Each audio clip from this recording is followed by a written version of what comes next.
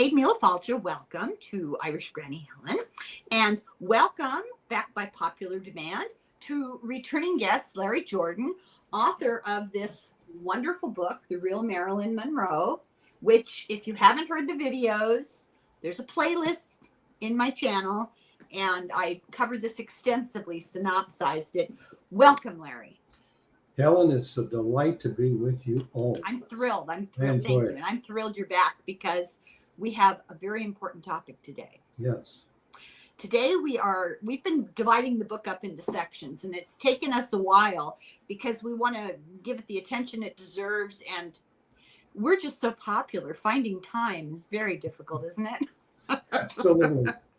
And so, I finally got bailed out of jail, so now I'm here. Oh, well, isn't that funny? I got out of YouTube probation, so we're doing well. Former felons.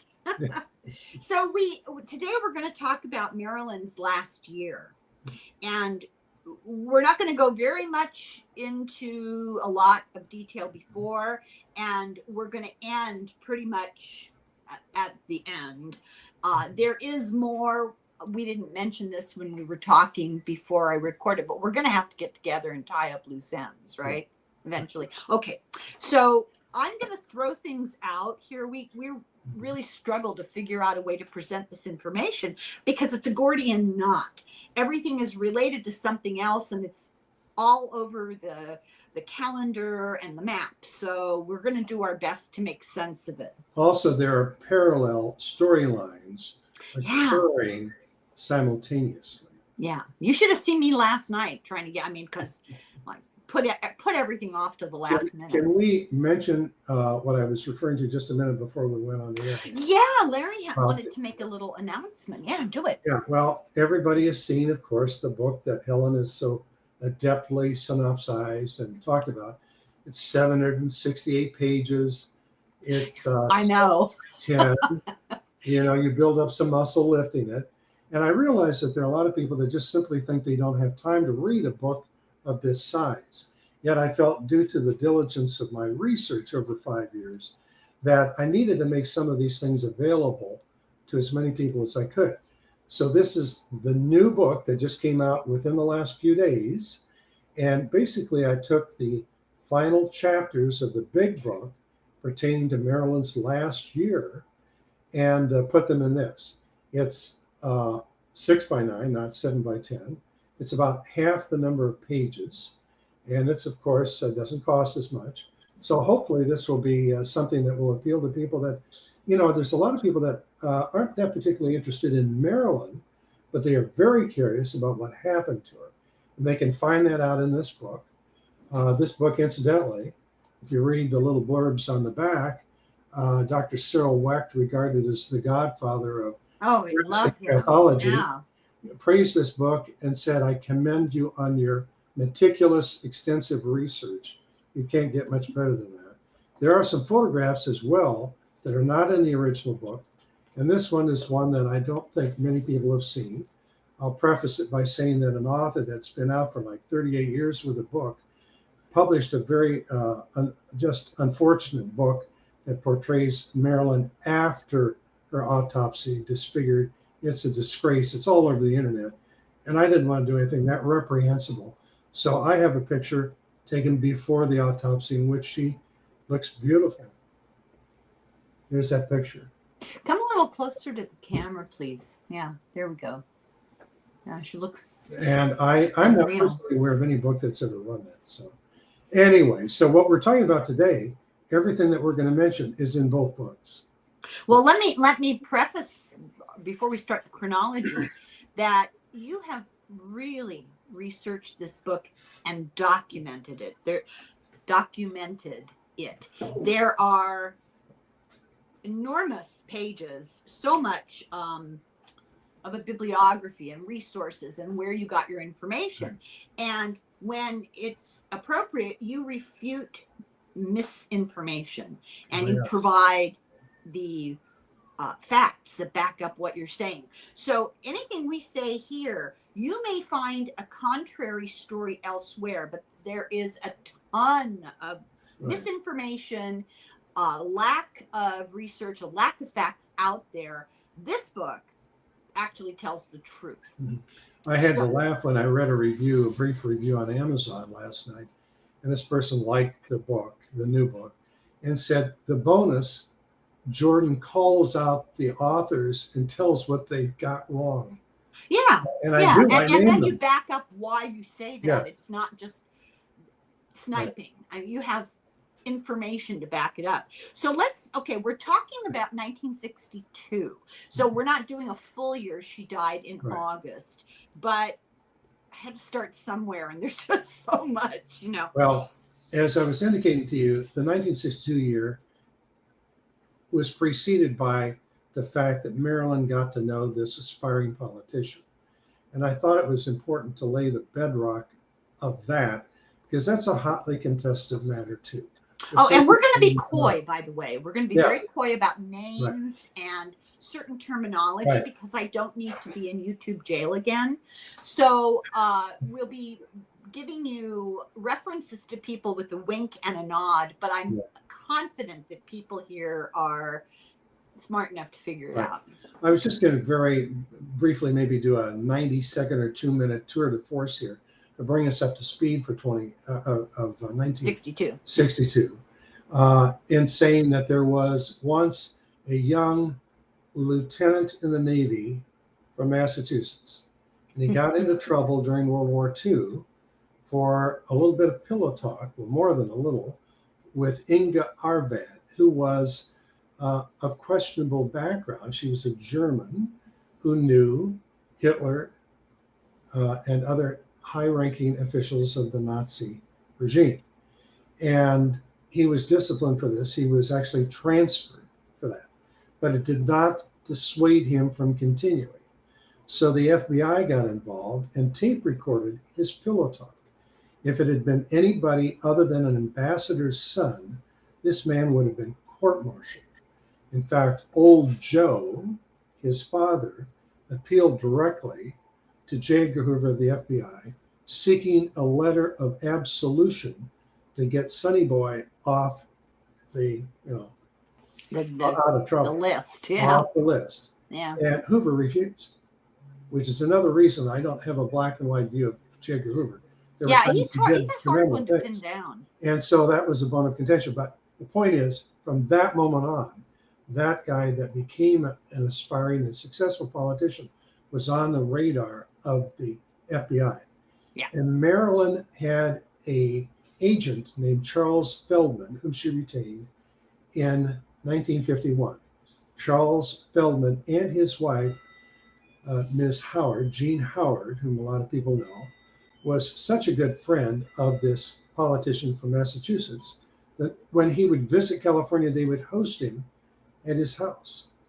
Also, just to give you an idea, this man, when he went on his honeymoon, I'm talking about the aspiring politician who was by then a senator, interrupted his honeymoon and left his bride alone for a weekend because he said he had to drive to Palm Springs alone to confer with business associates of his father.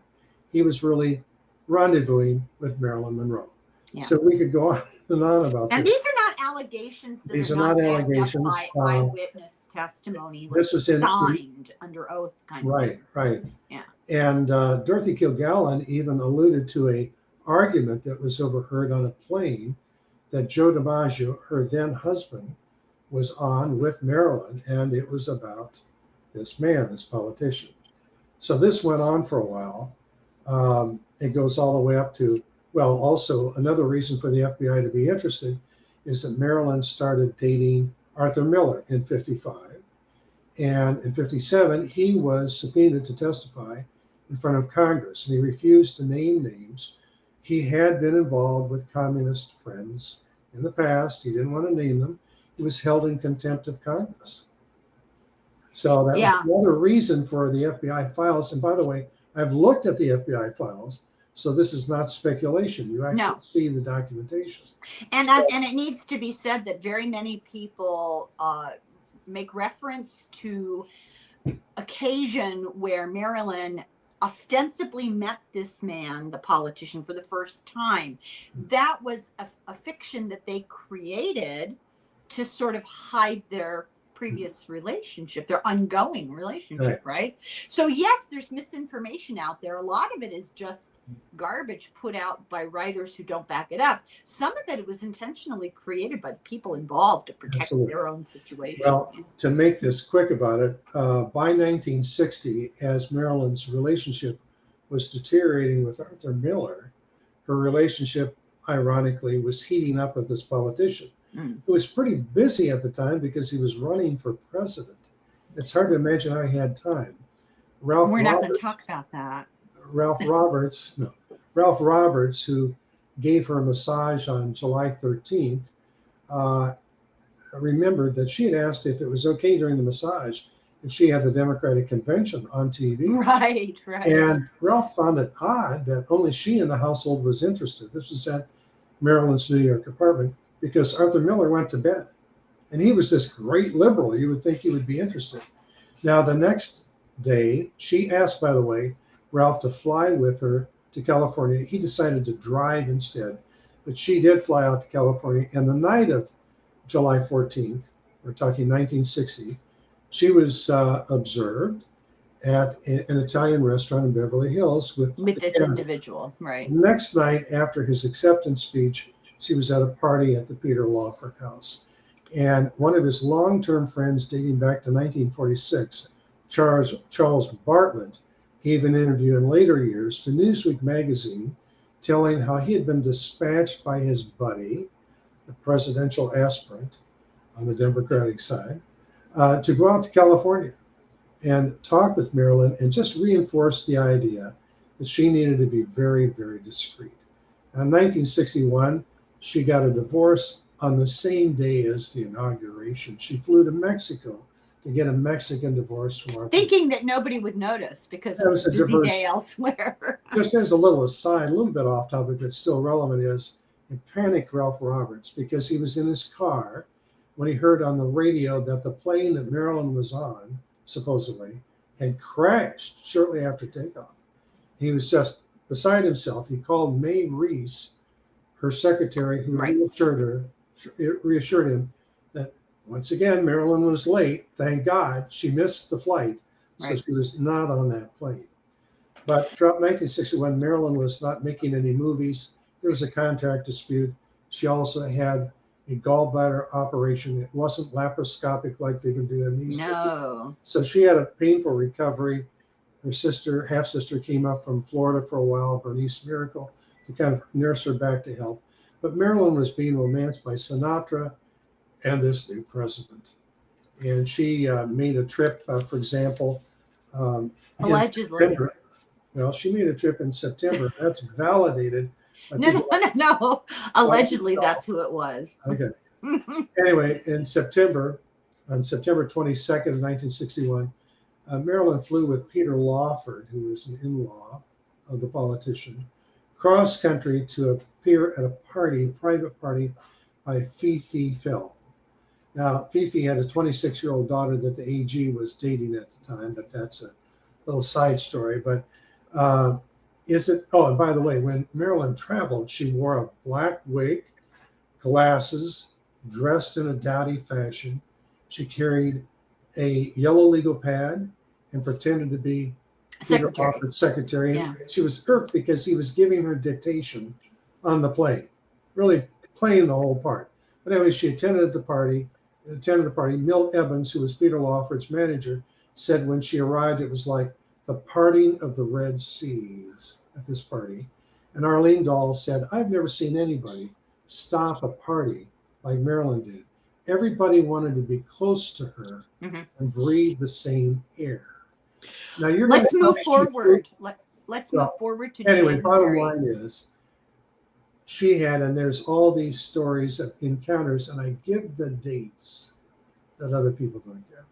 Right. I mean, it's not a fictional thing, and it's not anyone's imagination. This really did happen, and there is evidence out there, and that's the important thing to remember. But I hate to speed up that narrative, but we're going to be here all day just with what I have, and I have a fraction of the. My eyes were crossed last night. Pardon?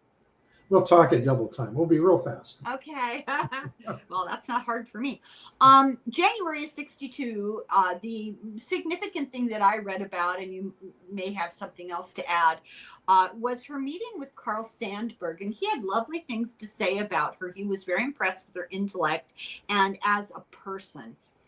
In February, remember I said that they created stories, fake encounters, etc., to cover up the past.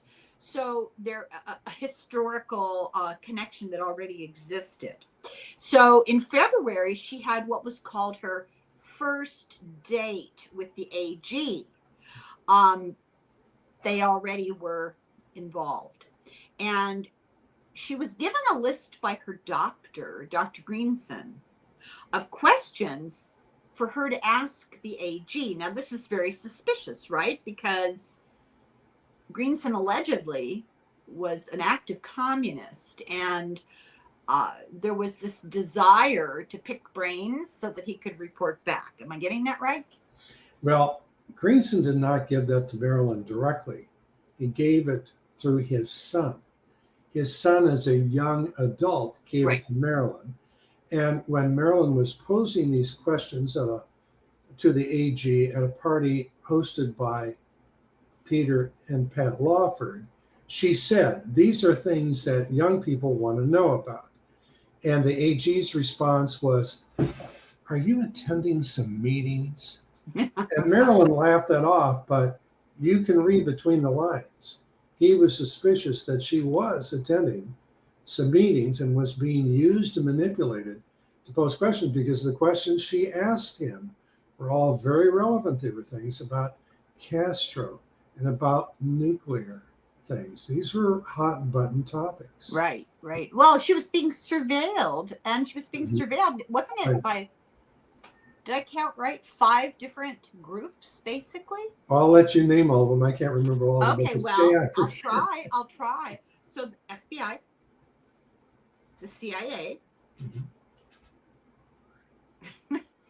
the Mafia. Oh, yes. 1600 Pennsylvania Avenue.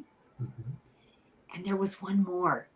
Well, it was the group that Greenson belonged to. Oh, yes. Oh, yes. Eunice was reported spying on her. We need to interject. I just think this is so critical to the story, and not trying to get us off the track. Marilyn's both doctors, and I'm going to say it, and you can contest it, were active in the Communist Party. Eunice Murray had been married, and there's no dispute. Oh, yeah, they were. To an ex-communist organizer. Yeah. And Eunice in particular was putting a target on Marilyn's back.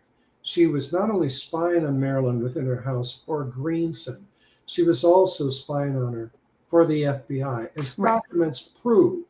And she was introducing Marilyn to expat communists like Vanderbilt Field, right, who had quite a lineage of wealth, but he'd been separated from his family because of his communist leanings, had testified and pleaded the fifth. But anyway, Eunice Murray was introducing Marilyn to communists when they took a trip to Mexico. A shopping trip. Yeah, she went to buy furniture for her new house. Yeah. And by the way, Eunice stayed behind for an extra day or two when Marilyn returned to the States, and claimed that she was ill, but she was actually being debriefed. And one of the people that she met down there was a shady character named Jose Bolanos. Yeah, I'm leading up to him here. Okay, his best friend was E. Howard Hunt of the CIA. You can't make this up. Well, you can make it up, but you don't need to. You don't need to, right? So anyway, let me go back and say that, okay, she was being surveilled by Hoover. She was being surveilled by the Giancanas indirectly. She was being surveilled by the communists through Eunice, and also Otosh. Was he the one who was? Fred Otosh. Yeah. Okay. He was. And by the way, he was doing that for Jimmy Hoffa. Hoffa, right? That's my very next sentence. Right. And he was the one. Just as an aside, I think this is so interesting. He was the character that inspired Jack Nicholson's role in Chinatown, and he was the fixer who showed up at Lana Turner's house the night her husband tragically fell into a knife. So in March, Marilyn makes a trip to Mexico to buy furniture. She's introduced to all these communists, but she doesn't know it. And you said that you suspect this made her a target of intelligence, U.S. intelligence. Absolutely, it did, because there's documentation for that. And Hoover was in the loop. He was getting briefings, and there were at least two sources. And in the first documents, they identified Eunice by her maiden name, Eunice Churchill. And she said Marilyn's doctor was Wexler. That's not true. She was protecting Ralph Greenson. Wexler was not even a psychiatrist. He was a psychologist, lawyer by training, and only saw her on one or two occasions. So you see how Eunice was trying to protect Greenson. Right. And I think it's important. It's important to point out that the reason all these people were so interested in her sort of supports the argument that she was having these ongoing relationships with high-placed politicians. Yes. There was a fear that pillow talk from her to them, or from them to her communist connections. Inadvertently, she probably didn't even know that that's who they were, but that there would be a give and take that would divulge secrets. Well, and remember that Ralph Greenson, I think I may have pointed this out, maybe not.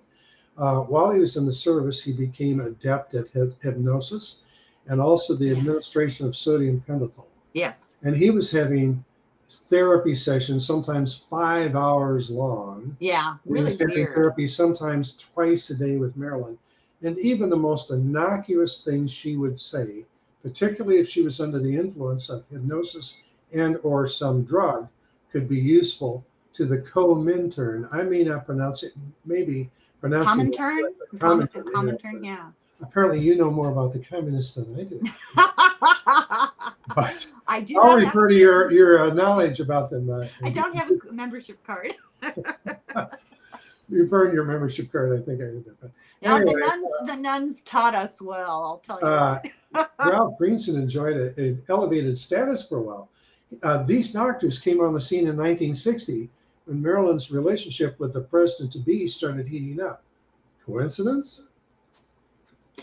Yeah, it's interesting. And Bolaños, I say that right? Bolaños, yeah. He was a well-known gigolo. They introduced her to him, but he was also a confidential informant. I thought that was really interesting. He sure was. Yeah. They introduced her to these expats who were living in Mexico because they were deemed subversives by McCarthy, right? Correct. People like Dalton Trumbo, right? People like that. Also, a gentleman whose last name was Maltz, M-A-L-Z, or M-A-L-T-Z, and Hyman Engelberg, his wife, divorced him and then married this man.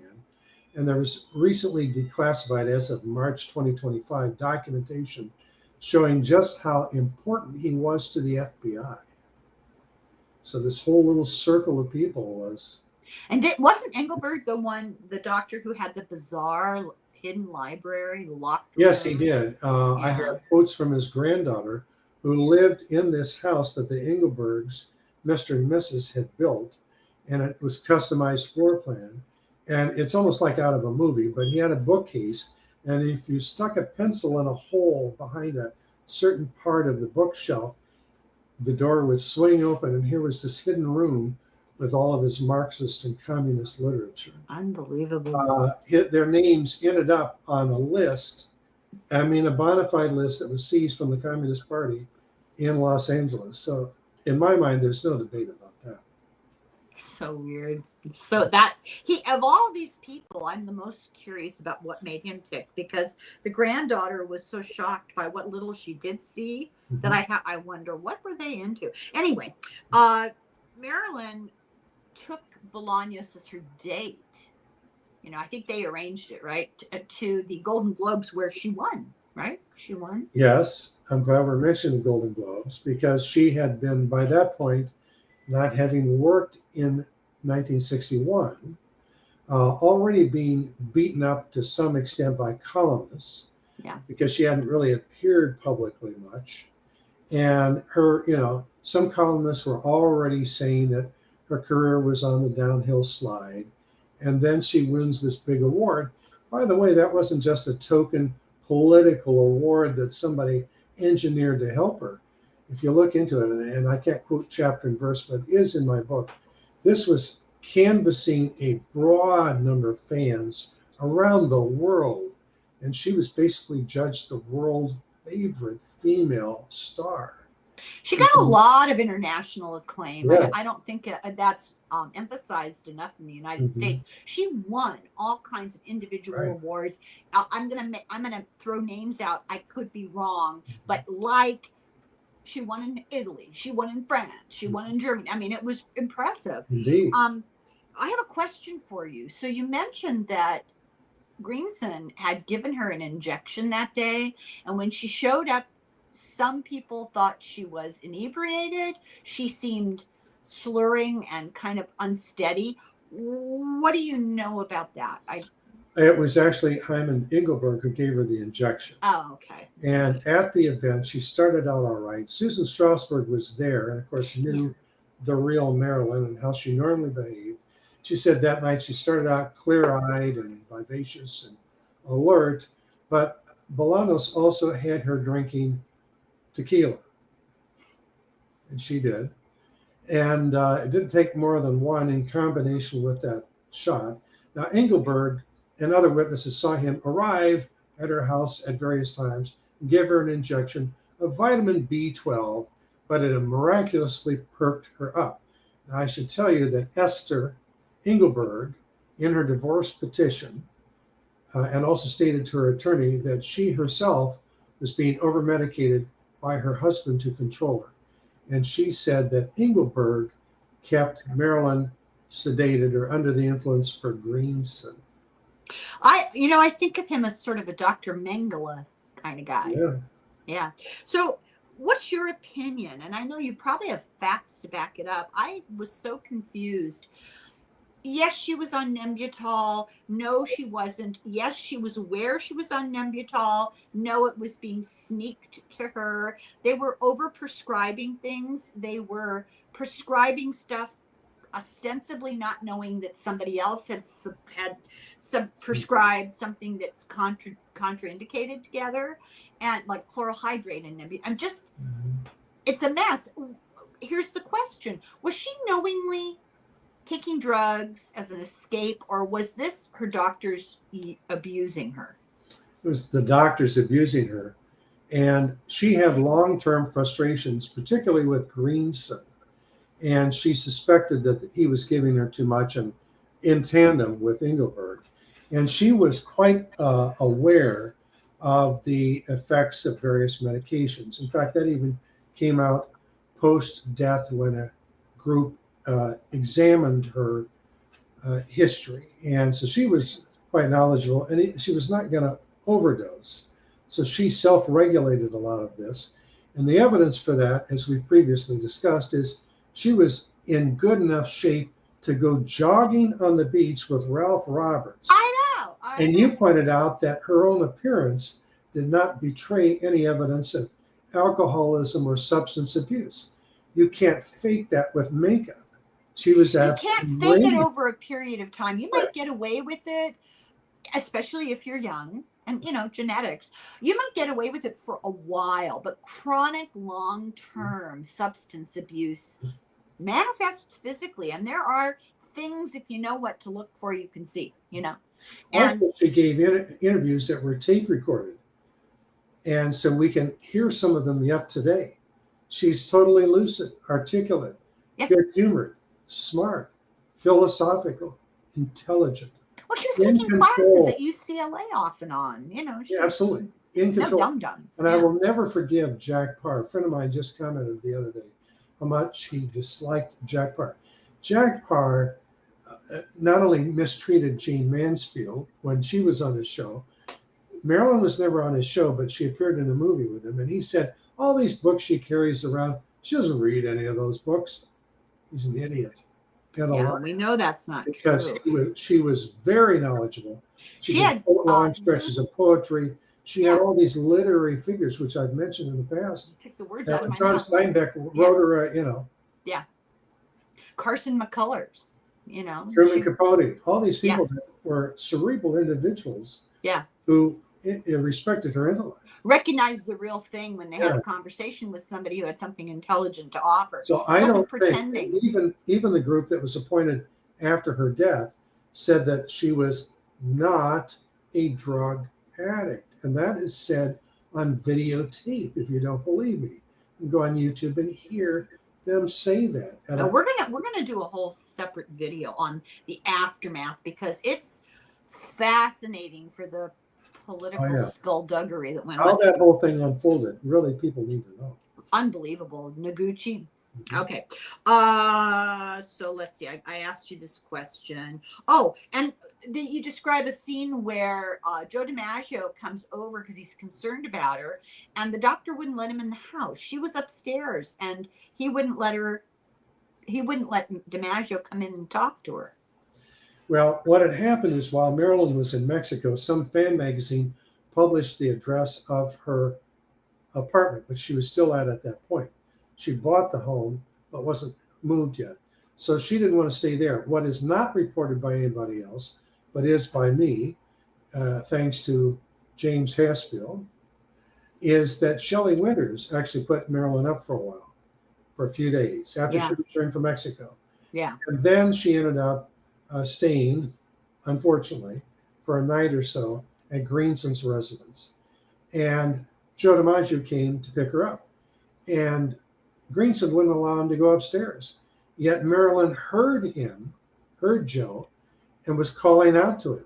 Now, we don't know whether she was so under the influence that she couldn't come downstairs. Yeah. Car, and Greenson tried to block the stairs. And Joe DiMaggio, being an athletic build, just brushed past him, bounded up the stairs, and got Marilyn out of there.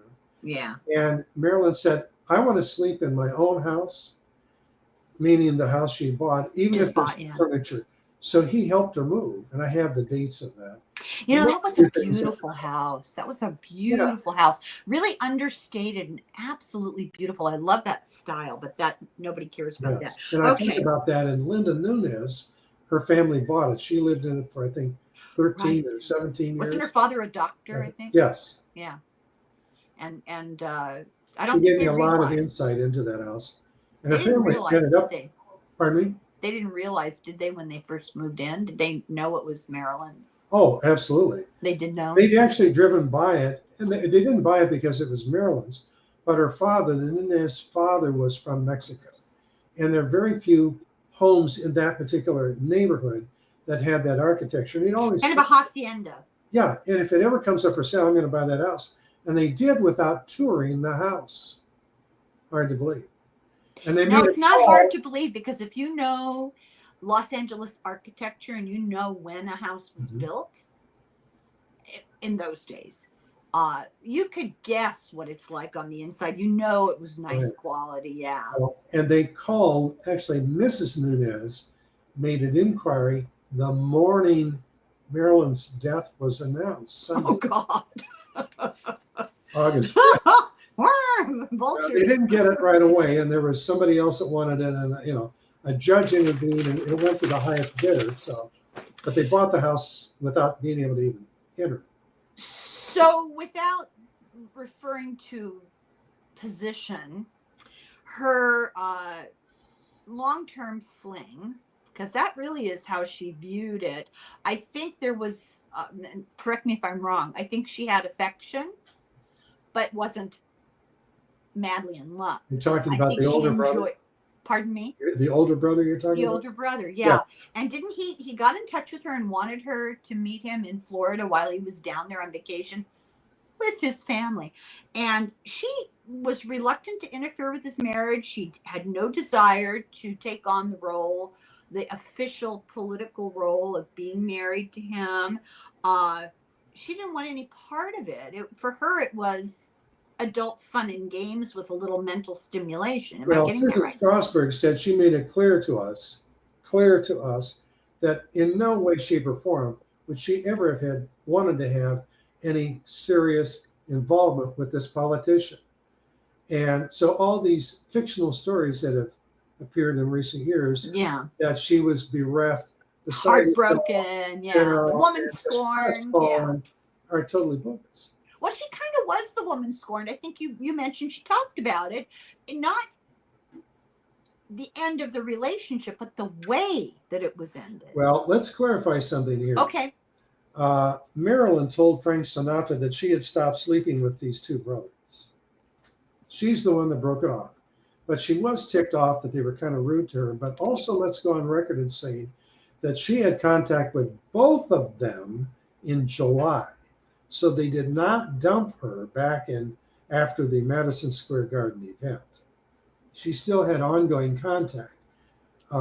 It was printed before July 4th that the Lawfords were going to have a party at their Santa Monica beachfront residence that was going to host both brothers. And Ralph Roberts, I don't want to get ahead of your narrative there. Yeah. But Ralph Roberts verified that she ended up going there. Yeah. So they still had contact in July. Yeah, we're gonna we're gonna talk about it. So in April, may I ask, how are we doing on time? We have to take a little break and come back. We have about 18 minutes. Okay, I'm just curious. Oh, stop it. Okay, but we'll be back. I mean, it's not the end of the saga. Yeah. So the movie that she was making, lots of turmoil. We don't, Cooker was an idiot. Something's Got to Give was the movie. And I think the promise of being paid for being in that movie was how she funded the house, right? No. That's what the book said. She didn't get money up front, but she was able to parlay the role, the contract. I'm in this movie and I'm going to get paid eventually. So she was able to finance the house. She had already made a substantial deposit, one of which was $150,000 into her checking account in the latter part of 61. Which is a lot of money in those days. A lot of money. I'll multiply that times 10. That would be about 1.5 million today. But I did find it strange that she did borrow some money from Joe DiMaggio. I found that odd. Now I have the actual specifics, how much the house was listed for, what she offered, what the counteroffer was. It needed a new roof, so she did get a good deal. How much did she pay for the house? Oh, you would do that to me, wouldn't you? Sorry. I'll have to look it up. Let's see. It's dollars and cents. I do have it in the book. Oh, well, and it comes from actual I'm records. just comparing it to today. It would be in the millions. She got a pretty good deal. Yeah. And it didn't need to have the kitchen remodeled. Joe DiMaggio toured it before she bought it, and they did conclude it needed to, and she hired a guy named Norman Jeffries to undertake this remodeling. Guess who he was? And he was Eunice Murray's son-in-law, but they kept it quiet. They never told Marilyn that the two were related. She didn't know they were related? No. I didn't realize she didn't know they were related. Oh, my God. But Norman was a good guy. He was a very good guy. Marilyn had faith in him, as evidenced by the fact she even cut him a payroll check and signed it on the last day of her life. Yeah, for the next advance. Right, the next. She was going to be going to New York, and she wanted him to continue on the premises, working on, they was remodeling the kitchen and doing all sorts of things, the front gate. So he was a trusted employee on her payroll, not just some handyman that she called occasionally. No. And that's verified from the checks, the payroll checks and the records by Sherry Redmond, who Marilyn had hired in January. Yeah, I was just going to mention her. At the behest of her new lawyer, who was Ralph Greenson's brother-in-law. Yeah. Is that Rankin, something like that? Yes. Ruskin, I can't remember. It's not Ruskin, but. Just in passing, we should mention that she had trouble with Cooker, the director of the ongoing. It's ridiculous. He was a monster. Yeah. But also Greenson was interfering with the movie making, which is so inappropriate. I can't even believe it. But you talked about the new secretary, Cheryl Redmond, Sherry. She didn't like the name. Marilyn Monroe didn't want to hire her. Yes. She didn't like her name because it reminded her of her character in Bus Stop. Anyway, this new employee discovered that the Strasbergs were cheating her. Yes. Like, she'd ask them, I'm coming to New York. Can you get a limo? and they'd get a limo for 2 weeks and tool around town themselves, before Right. she ever arrived. I'm And exaggerating. they would have the limo driver drop them off at Marilyn's apartment when she wasn't even there yet, To justify so it. that the bill would look like, oh, I picked and back and forth. Sherry Redmond spotted that and knew it was false. Because Marilyn Monroe didn't parse her financial records as carefully as she should. Mickey Rudin, her attorney, who is Greenson's brother-in-law, is the one that recommended that she hire Sherry. And Marilyn did comment to people. She knew she was a good secretary, but I think there was a little psychological resistance to her because Sherry came on the scene, and I have copies of letters and memos that she sent. She was an excellent secretary. I wish I had somebody like that. I have no secretary, but I wish I had one, because she was straightening out Marilyn's finances and going through her checkbooks. Marilyn had an annoying habit of dispersing funds on multiple checking accounts, not making note of who they were, what they were for. And Sherry was going through and asking her and grilling Marilyn, please clarify. We have all these checks, who were they for? Trying to organize her taxes. So that was another reason why there was a little friction. Sherry was an excellent secretary. But she also pointed out these people that Marilyn kind of handed her life to. Strasburg's, Eunice. Eunice was overcharging her the household budget and pocketing the difference, right? And right after she was employed, basically in November of '61, Greenson prevailed upon Marilyn to increase Eunice's salary to $200 a week. When you translate that, she wasn't worth $800 a month, or we think of it as $8,000 a month. Yeah, that she was a terrible housekeeper. And she basically lurked. She didn't even go to the store and get things, as Marilyn was trying to open up her refrigerator and get a couple of steaks out when she was being interviewed by Mr. Merriman for a Life magazine interview. She was embarrassed that there was nothing in the refrigerator. She's terrible. Okay, so also Eunice separated her from her friends. Miss Monroe's not here. You can't come in. Yeah. She's not seeing anybody. Yeah, they really tried to isolate her. That, it's one of the symptoms of an abusive, controlling relationship. Coercive control. Is to do the that. last straw for that, by the way, I don't know if people picked up on this from my book, but was when Marilyn caught her opening her mail. Yeah, that was it. Yeah, that was it. So this is a stupid question. Stupid because I think it's probably obvious, but my head was spinning when I wrote it down. So did Eunice know? I think she knew she was reporting back, but did she know to whom the information was going? Did she realize that she was actually a spy for this communist group?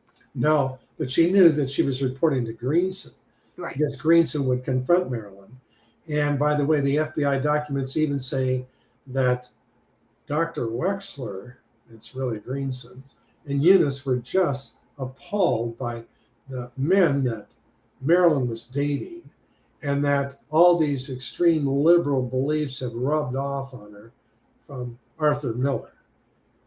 And the thesis, unsupported by any facts, of Hoover was that Marilyn was, a communist.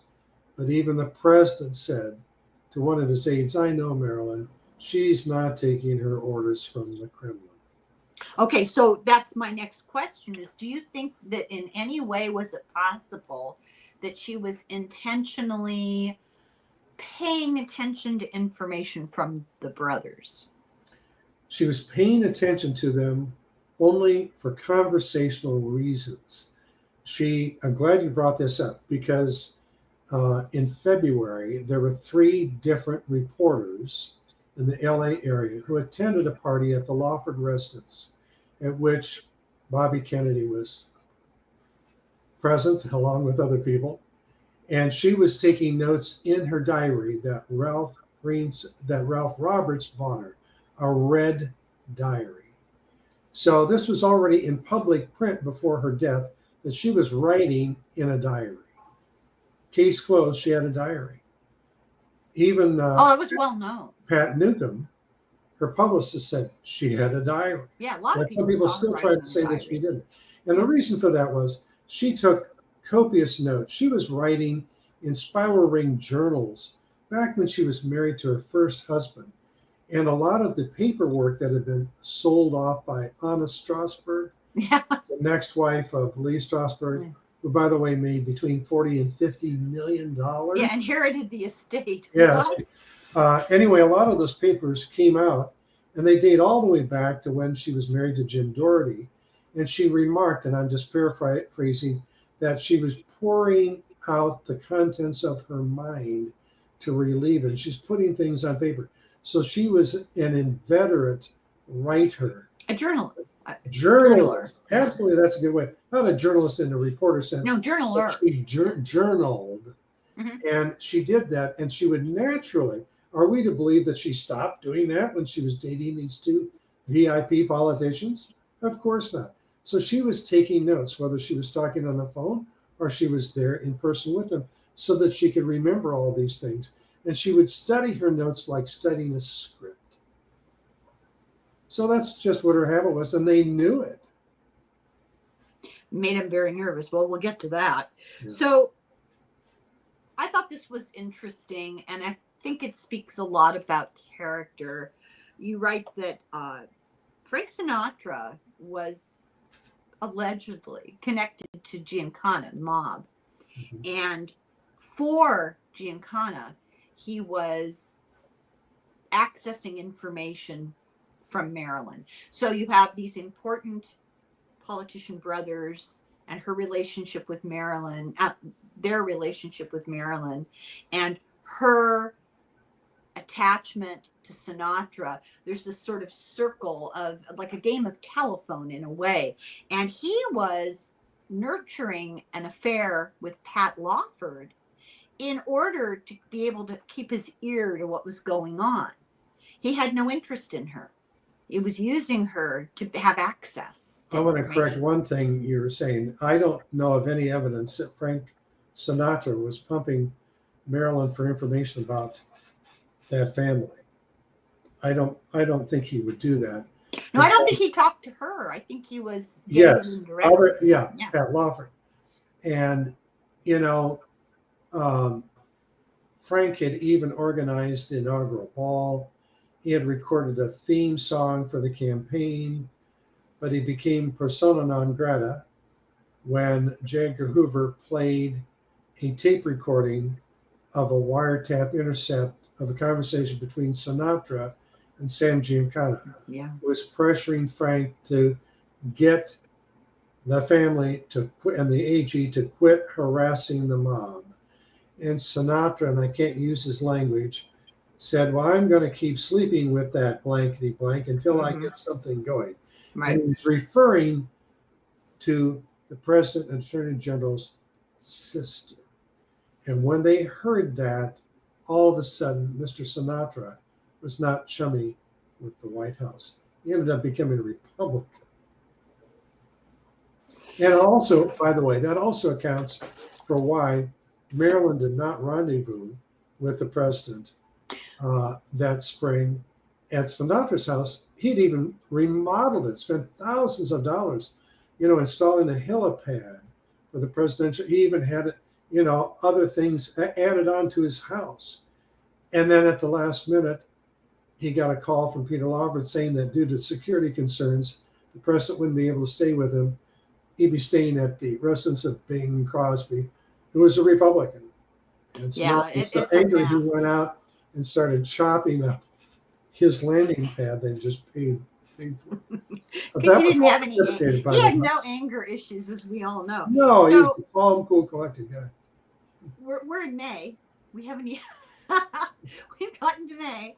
I forget who mentioned it, but I think it might have been Ralph Roberts was just talking about her as being in the best shape of her life physically. Yes.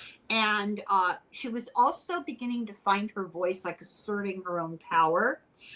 Greenson, coincidentally, or maybe not, Greenson had gone to Europe on a tour. She was out from under the thumb. And the first thing she did was she fired Eunice. And, and then the next day she handled you described dozens of takes in the movie with the dog that wouldn't cooperate. Oh. And she had grace and humor about the whole thing. What did she say? The dog must be a method actor. He was waiting for the emotion. Yes, exactly. And you can see these outtakes, and she's laughing and covering her mouth, laughing and just breaking up, and at what's the antics of the dog. She was not rude. If she had ever been rude on camera, I guarantee you that would have surfaced. Well, if she had been Elizabeth Taylor. Yeah, but there was something like 9 hours of film that was finally released, and it showed these journalists to be liars who were misportraying her when she ran into difficulty. And I don't know if we've really got time to talk about. She was really much victimized by everything about that film, and I could talk about the dynamics. Yeah. We don't have but time to she go was into the not nitty gritty of the blamed. movie. But They did not have a completed script when they started filming. this was Nunnally Johnson, right? It started with that, and then there was a couple of other people whose hands were in that. They fired Nunnally Johnson. She was very upset about that. But there was also her cinematographer, Planer, was held up for a while, so they had to wait on him. There were production delays, but they were not all attributable to Marilyn.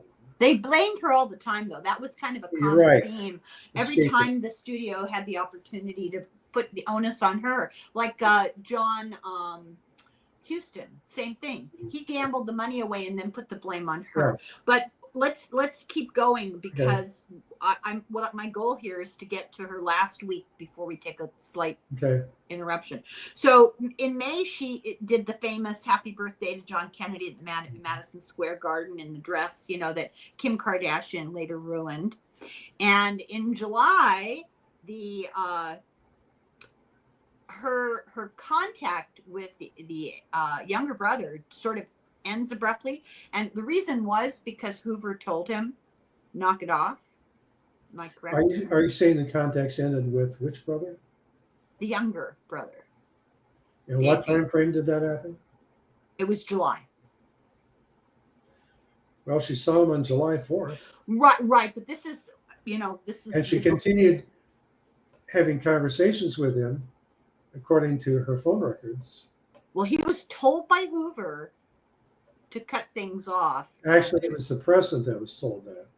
Pardon me? He didn't obey it. Oh, okay. To begin with. Hoover, and this is a big misreported thing in other books. I have the exact Secret Service logs that tell that Hoover went to the White House, and instead of meeting in the Oval Office with the president, he conferred with him in the family quarters. I can tell you the time the meeting started and the time it ended, and it was about a 4-hour meeting. Whereas one other well-known author says it was just a brief meeting. It wasn't. No, it was a big deal. Yeah, at that meeting, he was warned. The president was warned. He was more concerned about the president's association with Judith Campbell. At the same time, she was seeing Jane Conant, and they already knew that she was serving as a courier. Yeah, between the brothers, and the AG was aware of it too, and the mob.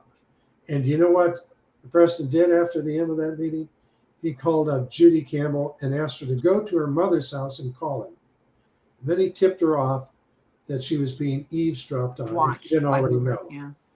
And we can go into that in the next. Yeah, but I'm wondering if the president also called Marilyn and told her the same thing, because she was making calls from pay phones.